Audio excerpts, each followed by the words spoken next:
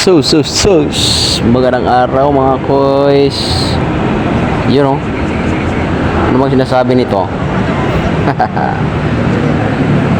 Kuan di haway masyado oy. Utos ng utos ka oy. O yun o. Si Boss Samson at saka dalawang lovebirds. Oh my goodness. Kumusta? Grabe talaga. Araw na napaka-hectic. Pero okay lang. Laban lang tayo mga koys. Ganyan talagang buhay. Kailangan natin sumabay sa agos para matupad ang ating mga pangarap ba. Basic lang, basic. Huwag tayong masyadong negative. Isipin natin yung positive lagi kahit na medyo problemado, di ba? Good vibes lang tayo mga koys. Huwag masyadong